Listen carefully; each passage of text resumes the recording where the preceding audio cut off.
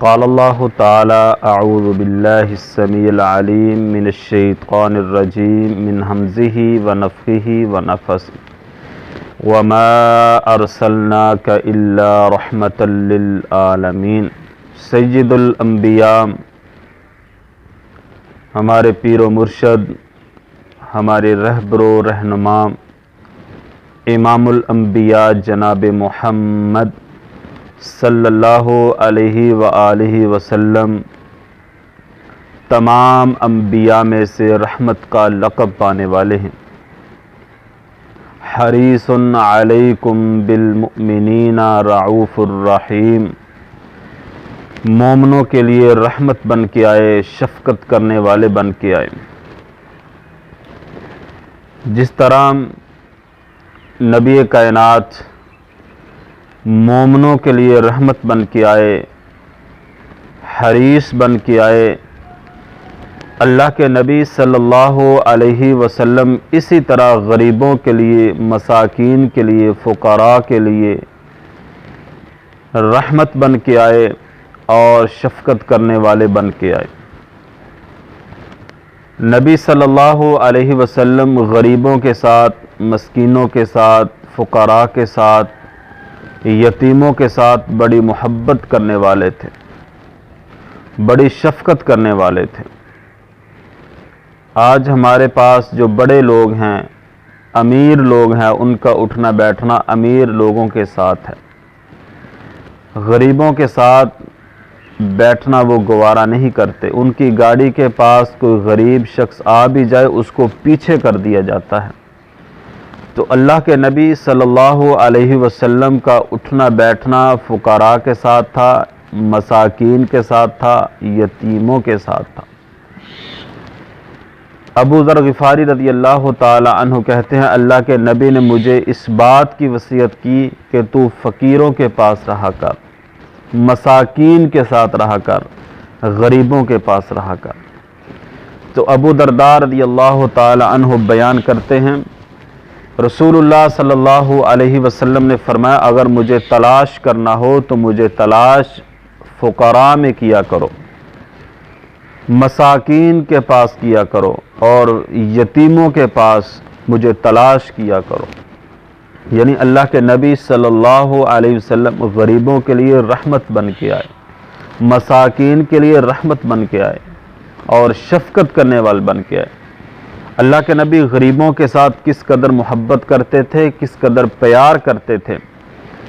ایک عورت جو کالے رنگ والی تھی، جو مسجد نبوی کی صفائی کیا کرتی تھی، وہ فوت ہو گئی۔ صحابہ کرام رضی اللہ تعالی عنہم نے جنازہ پڑھا، اس عورت کو دفن کر دیا۔ اللہ کے نبی علیہ الصلوۃ والسلام کو خبر ہوئی کہ وہ عورت فوت ہو گئی، صحابہ نے اس کو دفن کر دیا۔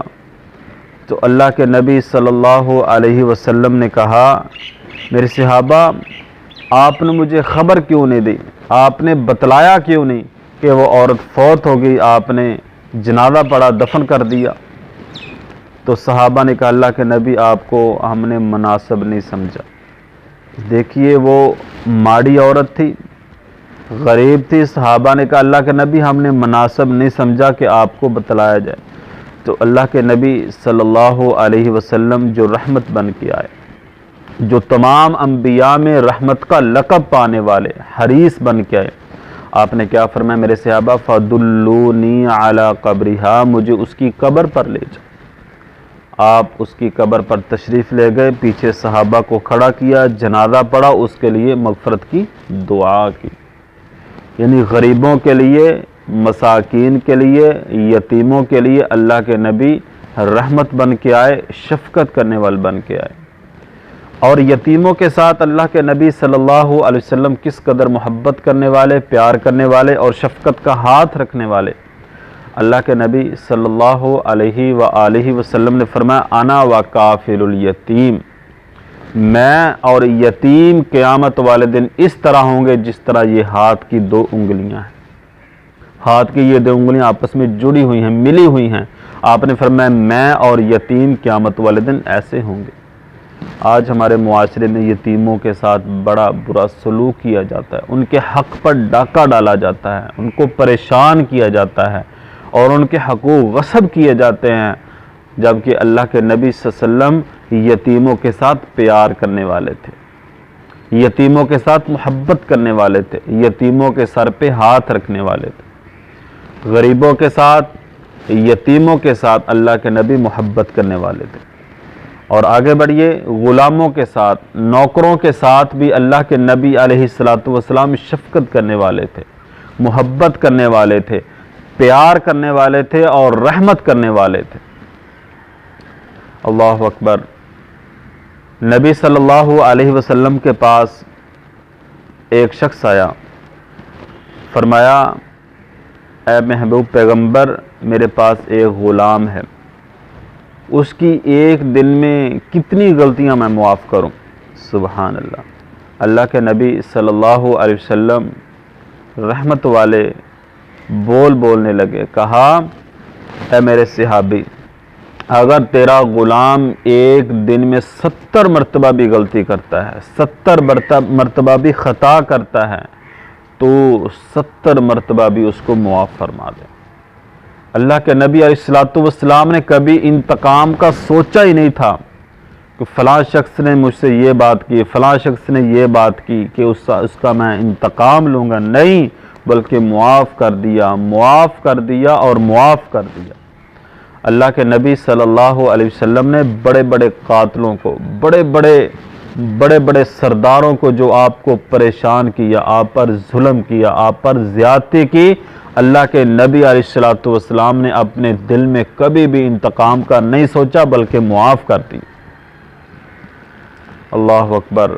اگر معافی کی بات کی جائے، یہ بہت بڑا لمبا موضوع۔ فتح مکہ کے موقع پر اللہ کے نبی نے کیا فرمایا؟ جاؤ، میں نے معاف کر دیا، ابو سفیان کو رضی اللہ تعالیٰ عنہ کو معاف کر دیا، اور اللہ کے نبی علیہ الصلوۃ والسلام کی لخت جگر سیدہ زینب رضی اللہ تعالی عنہا کو بڑی بے دردی کے ساتھ شہید کیا۔ اللہ کے نبی نے اپنی بیٹی کے قاتل کو معاف کر۔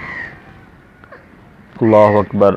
آپ کے چچا امیر حمزہ رضی اللہ تعالی عنہ، جن کی لاش کا مسئلہ کیا گیا، دل نکال دیا گیا، آنکھیں نکال دی گئیں، ہونٹ کاٹ دیے گئے، ناک کاٹ دیا گیا، کان کاٹ دیا گیا، ہندا نے اپنے گلے کا ہار بنا لیا، حتیٰ کہ کلیجہ نکال کے چبا دیا گیا۔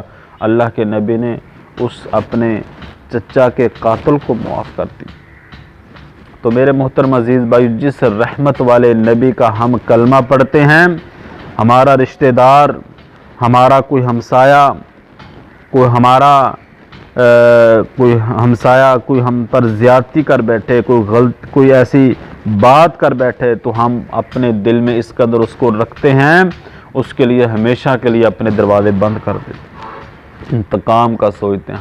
ہمارے بھائی ہم سے کوئی غلطی کر بیٹھیں تو ہم انتقام کا اس قدر سوچتے ہیں، ان کے لیے اپنے دروازے ہمیشہ کے لیے بند کر دیتے ہیں۔ تو میرے محترم عزیز بھائیوں، ہمارا نبی رحمت بن کے آیا، شفقت کرنے والے بن کے آئے، اور رؤوف الرحیم بن کے آئے۔ وما ارسلناک الا رحمتا للعالمین، پوری کائنات کے لیے اللہ کے نبی صلی اللہ علیہ وسلم رحمت بن کے آئے اور شفقت کرنے والے بن کے آئے۔ اللہ سے دعا ہے کہ اللہ تعالی ہم سب کو عمل کی توفیق عطا فرمائے، اور حقیقی معنوں میں سچی محبت پیارے پیغمبر جناب محمد صلی اللہ علیہ وسلم کے ساتھ کرنے کی توفیق عطا فرمائے۔ وما علینا الا البلاغ المبین۔